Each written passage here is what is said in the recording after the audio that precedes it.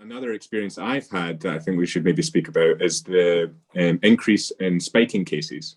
Mm-hmm. When I went on my first kind of boys' holiday, and the only boys' holiday I ever went on, because I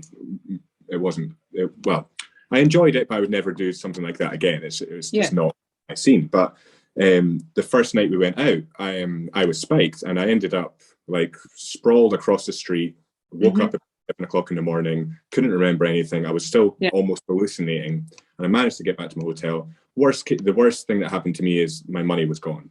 And I remember thinking years later that, thank God, I'm a man. Yeah.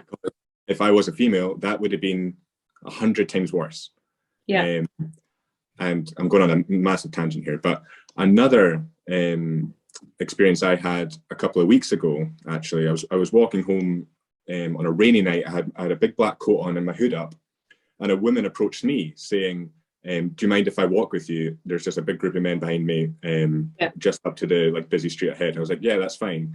Like walked up and I chatted to her and then made sure she got to the bus stop.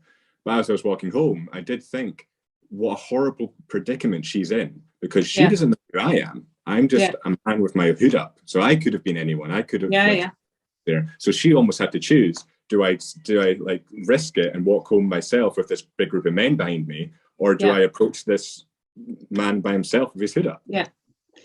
Yeah, exactly. And I think this is something that women face on a daily basis, and sometimes we don't even realize we're doing that. And again, I think the Me Too movement has, I think, sparked this discussion. And you know, a lot of female friends will say, I do that, I do it all the time, and I didn't really think about why I do it, and it's only now. And it's almost just like I say, that it's unconscious almost. We are conditioned from a very, very young age to be wary of men and certain situations. And, you know, there are very good reasons for that, unfortunately. And yes, not all men are like that, obviously, thankfully, but we don't know which ones are and which ones aren't. So in some ways, the safest way you can kind of conduct your life is to assume that they all potentially are.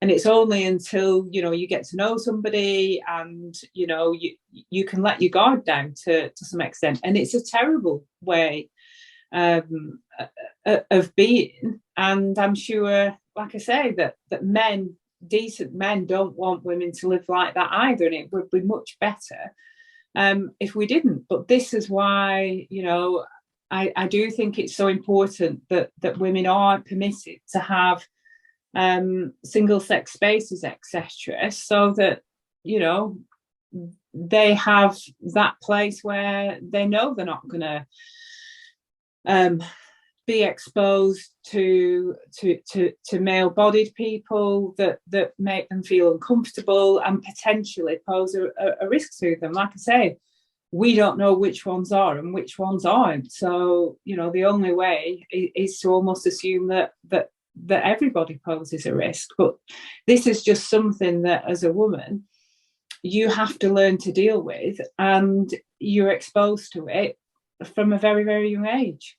I think that's maybe why you're seeing a lot of, I think you see a lot of women going to gay bars, and you also see some men going to gay bars. I know Daniel Craig was in the news fairly recently saying that he goes to gay bars a lot because there's no chance of him getting into any sort of violence there.